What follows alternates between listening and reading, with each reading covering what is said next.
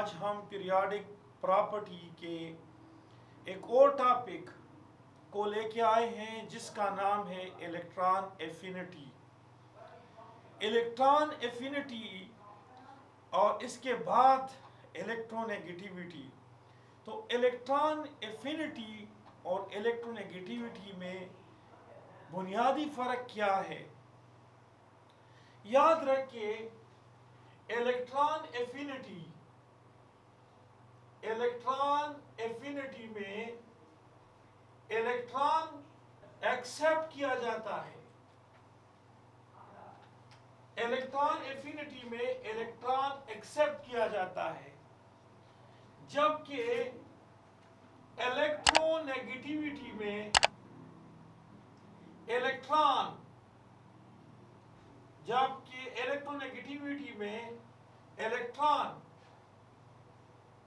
Attract किया जाता है।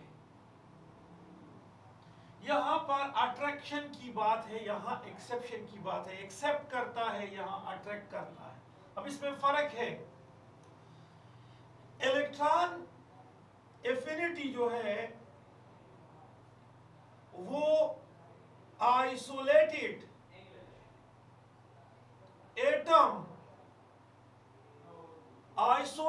एटम में इलेक्ट्रॉन का आ जाना, यानी अब देखिए इलेक्ट्रॉन एफिनिटी, इलेक्ट्रॉन की चाहत, ये देखिए, ये इलेक्ट्रॉन है और आइसोलेटेड एटम है।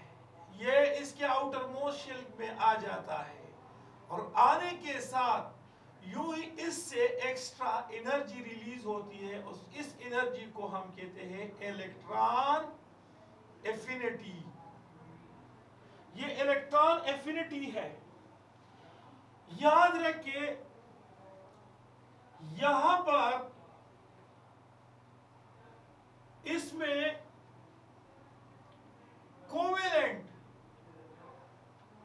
कोवेलेंट बॉन्ड जब बनता है तो ये रिलेटिव टेंडेंसी होती है टू अट्रैक्ट इलेक्ट्रॉन, लेकिन to attract shared pair electron,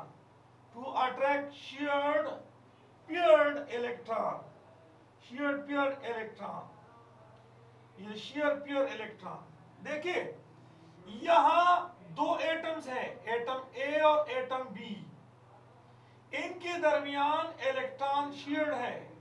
अब ये भी इसको अट्रैक्ट करता है और ये भी अट्रैक्ट करता है। During the covalent bond formation, इस अट्रैक्शन को हम कहते हैं इलेक्ट्रोनेगेटिविटी। ये इलेक्ट्रोनेगेटिविटी है। इसमें आइसोलेटेड एटम होता है, तो आइसोलेटेड एटम जब ये इलेक्ट्रॉन एक्सेप्ट करता है, इससे एनर्जी निकलती है, उसी एनर्जी को इलेक्ट्रॉन एफिनिटी कहते हैं। इसमें शेयर्ड पेयर इलेक्ट्रॉन को अट्रैक्ट किया जाता है during the covalent bond formation. और ये देखिए, ये इलेक्ट्रॉन एफिनिटी कांस्टेंट होती है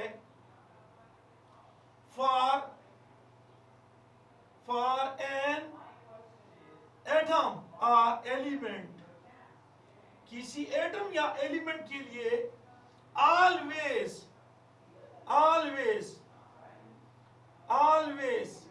हर वक्त ये कांस्टेंट रहती है। फॉर एग्जांपल, अगर क्लोरीन की इलेक्ट्रॉन एफिनिटी है तो वो कांस्टेंट है, हर ही जगह पे वो कांस्टेंट है। लेकिन इलेक्ट्रोनेगेटिविटी, याद रखिए, इलेक्ट्रोनेगेटिविटी वो नॉट कांस्टेंट, ये कांस्टेंट नहीं होती है, ये वेरिएबल होता है फॉर सेम एलिमेंट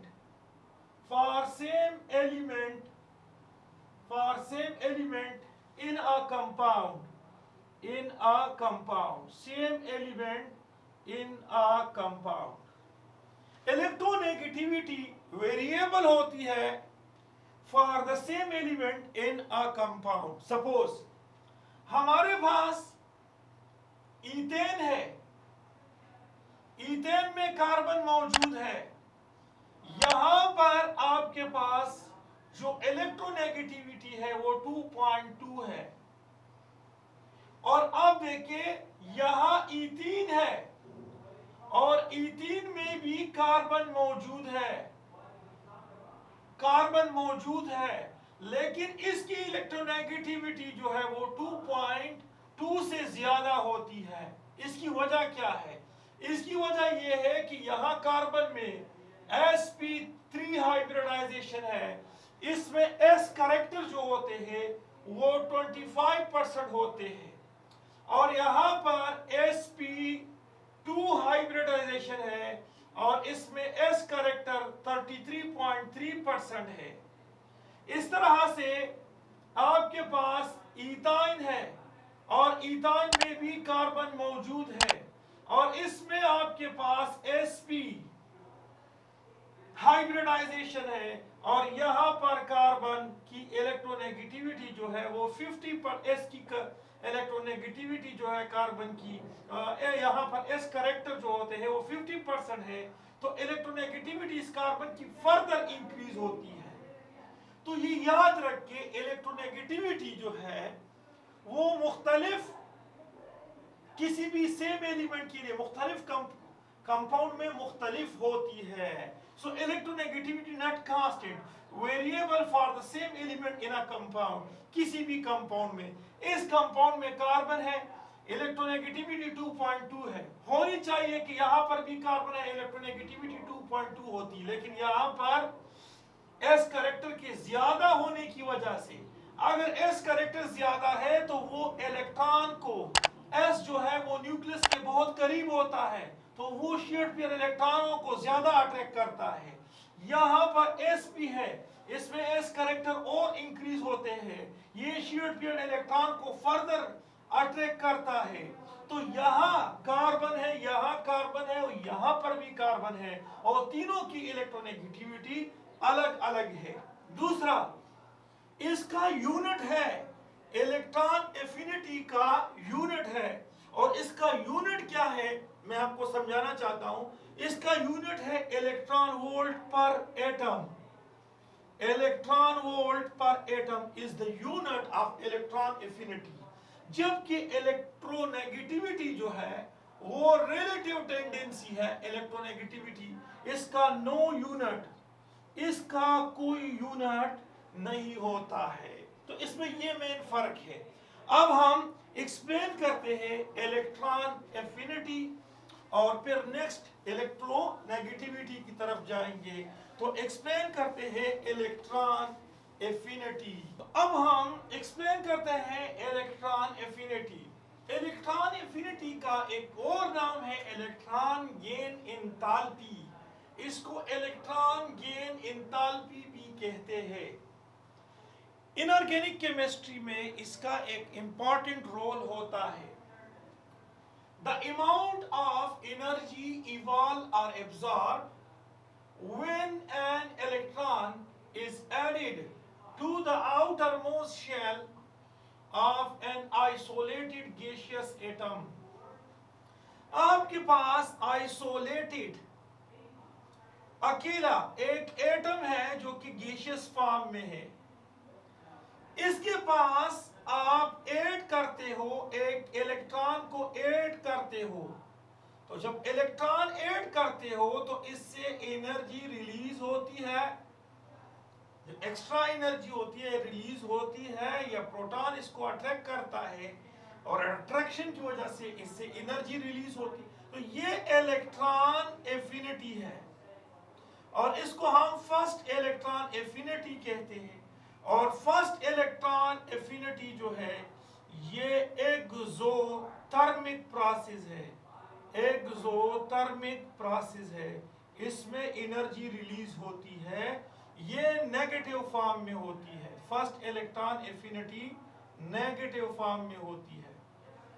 और यहां पर इस एटम के ऊपर आ जाता है क्या, नेगेटिव चार्ज। अब हम कहते हैं कि अगर हम एक और इलेक्ट्रॉन यहां ऐड करना चाहे तो क्या होगा कि ये इलेक्ट्रॉन है नेगेटिव चार्ज, ये भी नेगेटिव चार्ज, तो नेगेटिव नेगेटिव को रिपेल करेगा। तो इस रिपल्शन पे काबू पाने के लिए हम बाय फोर्स इसमें ये ऐड करते हैं, तो एनर्जी हम प्रोवाइड करेंगे। तो ये याद रखिए, इस पे आपके पास चार्ज आएगा -2, और यहां इसको जो एनर्जी दी जाती है इसको हम सेकेंड इलेक्ट्रॉन एफिनिटी कहते हैं, और ये पॉजिटिव फॉर्म में होता है। अब हमारे पास एक और इलेक्ट्रॉन आ जाता है और यहां पर इलेक्ट्रॉन -2 है, तो यहां पर रिपल्शन और बढ़ जाती है, और इस पे काबू पाने के लिए हम बाय फोर्स इसमें इसको ऐड करते हैं। तो यहां पर हम एनर्जी देते हैं, और जब एनर्जी इसको देते हैं तो इसको हम कहते हैं कि यार ये थर्ड इलेक्ट्रॉन एफिनिटी है, तो ये थर्ड इलेक्ट्रॉन एफिनिटी है।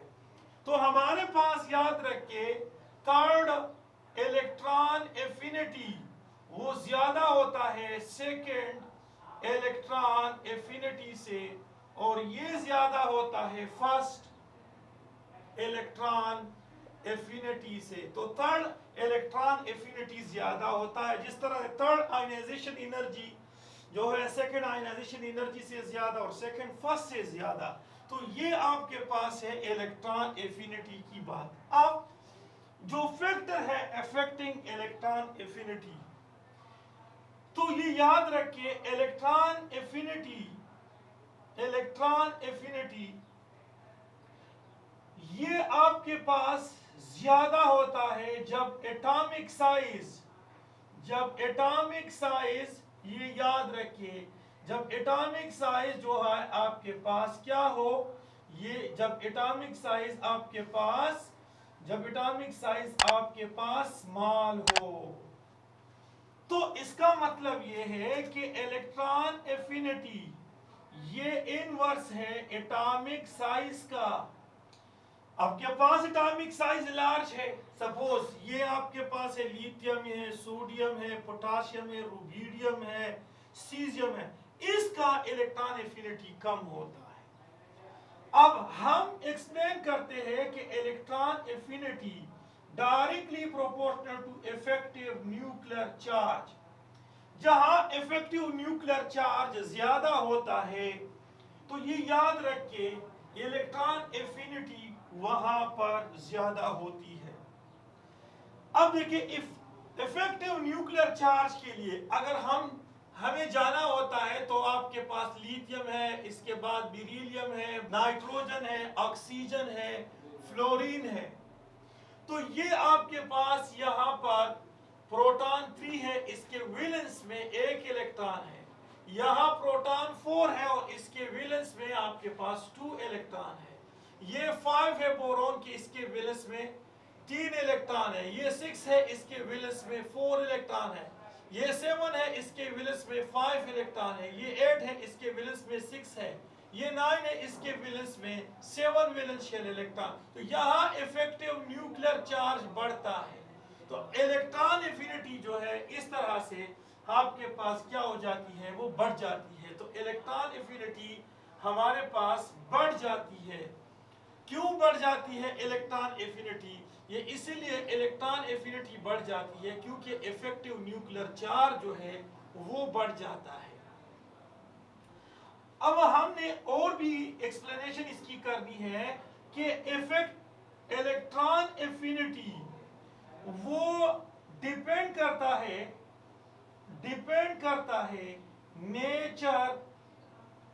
नेचर ऑफ ऑर्बिटल के नेचर पे भी डिपेंड करता है।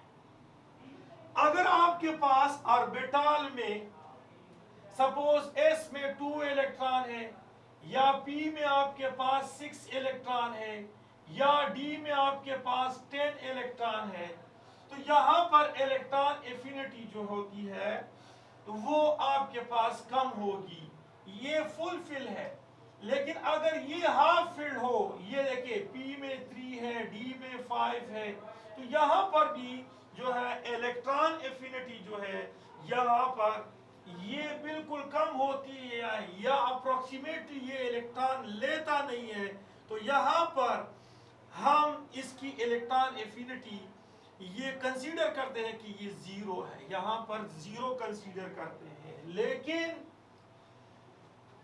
लेकिन हमारे पास मेटल के लिए, याद रखिए मेटल के लिए हमारे पास इलेक्ट्रॉन एफिनिटी वो पॉजिटिव होनी चाहिए, और मोर नॉन मेटल के लिए ये फर्स्ट इलेक्ट्रॉन एफिनिटी, ये नॉन मेटल के लिए ये याद रखिए ये नेगेटिव होनी चाहिए। और ये जो नोबल गैस है, नोबल गैस में बाय फोर्स इलेक्ट्रॉन ऐड किया जाता है इसके वैलेंस में, इसके आउटर मोस्ट शेल्स में, तो वहां पर P जो है उसमें 6 होते हैं, लेकिन फिर भी हम इसमें इलेक्ट्रॉन ऐड करते हैं बाय फोर्स, तो पॉजिटिव लेते हैं। लेकिन अगर एफएसी लेवल पे आप आते हैं तो यहां पर अगर फुल फिल ऑर्बिटल हो या हाफ फिल ऑर्बिटल हो तो यहां इलेक्ट्रॉन एफिनिटी हम जीरो कंसीडर करते हैं। अब हम आपको फर्दर एक्सप्लेन करते हैं कि इलेक्ट्रॉन एफिनिटी किसकी ज्यादा और किसकी कम होती है, ये आपको अभी हम एक्सप्लेन करते हैं। तो ये याद रखिए, आपके पास है सपोज कार्बन फैमिली है, कार्बन कोई सीधा जाए सिंध पंजाब, इस तरह से नेशनल पार्टी असेंबली से बाहर ओ सर सैयद तेरी पॉकेट फिल्म के बाद इधर आना, ये याद रखिए। ये आपके पास है ग्रुप नंबर 4, ये 5 है, ये आपके पास ग्रुप नंबर 6 है, और ये ग्रुप नंबर 7 है, तो हम देखते हैं कि जब हम ऊपर से नीचे आते हैं तो एटॉमिक साइज जो है लार्ज होता है, और जब एटॉमिक साइज लार्ज होता है तो इलेक्ट्रॉन एफिनिटी जो है ये घट जाती है, ये कम होती है। लेकिन ये याद रखिए, इस ग्रुप में ये पीरियड नंबर 2 और 3, यहां पर हम जाते हैं, इस फ्लोरीन से क्लोरीन का साइज लार्ज है, लेकिन फिर भी क्लोरीन की इलेक्ट्रॉन एफिनिटी वो ज्यादा है। ऑक्सीजन से सल्फर की एटॉमिक साइज लार्ज है, फिर भी सल्फर की इलेक्ट्रॉन एफिनिटी जो है वो ज्यादा है। नाइट्रोजन से फास्फोरस के साइज लार्ज है, लेकिन फास्फोरस की इलेक्ट्रॉन एफिनिटी वो नाइट्रोजन से ज्यादा है।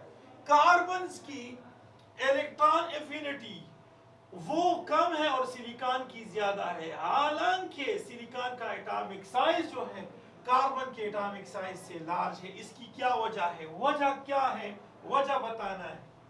देखिए, फ्लोरीन जो है इसका एटॉमिक नंबर 9 है, और जो आपके पास क्लोरीन है इसका एटॉमिक नंबर आपके पास 17 है। इसकी इलेक्ट्रॉनिक कॉन्फ़िगरेशन देखो, 1s2, यहाँ 2s2 और 2p5। तो इसमें कितने शेल्स हैं, इसमें ये देखें, ये K शेल है और ये दोनों ये L शेल है। और अब आप अगर देखिए तो क्लोरीन इसका एटॉमिक नंबर 17, तो इलेक्ट्रॉनिक कन्फिग्रेशन 1s2, ये 2s2, ये 2p6, ये 3s2, ये 3p, ये 3p आपके पास 5 है। अगर 3p है तो 3db है। तो यहां पर ये देखिए, ये आपके पास ये k शेल, ये दोनों 2 है l शेल और इसमें m शेल, और m शेल जो है तो db मौजूद है लेकिन d empty है।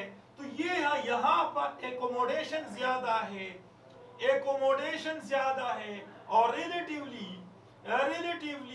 ये इसकी इलेक्ट्रोनेगेटिविटी ज्यादा है, लेकिन इसकी फ्लोरीन की इलेक्ट्रॉन एफिनिटी ज्यादा है, क्योंकि यहां पर शेयर पेयर इलेक्ट्रॉन को देखिए, यहां शेयर पेयर इलेक्ट्रॉन अट्रैक्ट किया जाता है। गौर से देखिए, यहां शेयर पेयर इलेक्ट्रॉन अट्रैक्ट किया जाता है, यहां पर आइसोलेटेड एटम के पास इलेक्ट्रॉन आता है। आइसोलेटेड एटम के पास जब इलेक्ट्रॉन यहां पर आता है तो यहां एकोमोडेशन ज्यादा है, इलेक्ट्रॉन आसानी से आता है। यहां पर फ्लोरीन में अगर ये आइसोलेटेड फॉर्म में है तो ये देखिए फर्स्ट शेल है, ये सेकंड शेल, फर्स्ट शेल में 2 इलेक्ट्रॉन, सेकंड शेल में आपके पास जो है 7 इलेक्ट्रॉन। तो ये देखिए 8वां इलेक्ट्रॉन अगर यहां पर आना चाहता है तो यहां पर इलेक्ट्रॉनिक रिपल्जन होती है। ये देखिए इलेक्ट्रॉनिक रिपल्जन होती है, रिपल्जन होती है, जिसकी वजह से यहां पर आ नहीं सकता है, आता है लेकिन इतने फोर्स के साथ इससे एनर्जी कम निकलती है, और क्लोरीन से जो एनर्जी निकलती है तो वो बहुत बहुत ज्यादा होती है, क्योंकि यहां पर एकोमोडेशन ज्यादा होता है। तो हर एक के लिए यही सिचुएशन है, जो फ्लोरीन क्लोरीन का सिचुएशन है वो यहां पर ऑक्सीजन और सल्फर का है। तो ये तमाम इस तरह से है। हाँ, इसमें एक एक्सेप्शन है, वो एक्सेप्शन ये है कि इस ऑक्सीजन की इलेक्ट्रॉन एफिनिटी सबसे कम होती है। ये एक्सेप्शन है कि इसकी इलेक्ट्रॉन एफिनिटी बहुत कम होती है। देखिए किस तरह से, आप देख लें, यहां पर सबसे ज्यादा सल्फर की है, फिर सिलीनियम की है, फिर टेलेनियम की है, फिर पोलोनियम की है, और फिर ऑक्सीजन की है, फिर ऑक्सीजन की है। इस तरह से हमारे पास अगर हम पीरियड में जाएं और हम इलेक्ट्रॉन एफिनिटी को देख लें, नाइट्रोजन और ऑक्सीजन, नाइट्रोजन और ऑक्सीजन की इलेक्ट्रॉन एफिनिटी को अगर देखा जाए तो देखिए यहां पर P में आपके पास 3 इलेक्ट्रॉन आते हैं, यहां पर P में 4 इलेक्ट्रॉन आते हैं। ये स्टेबल है, ये इलेक्ट्रॉन नहीं ले सकता है, क्योंकि अगर इलेक्ट्रॉन लेगा तो अनस्टेबल है। ये जो है अनस्टेबल है और ये इलेक्ट्रॉन ले सकता है। तो ऑक्सीजन जो है उसकी इलेक्ट्रॉन एफिनिटी वो नाइट्रोजन से ज्यादा होती है, लेकिन फर्स्ट इलेक्ट्रॉन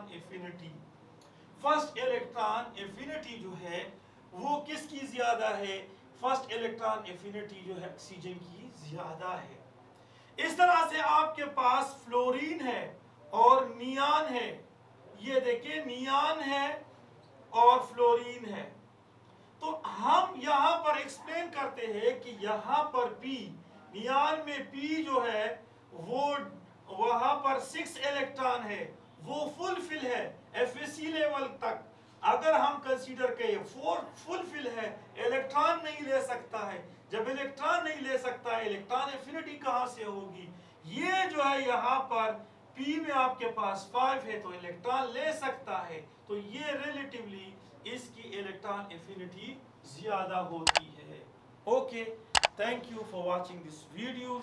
अल्लाह हाफिज।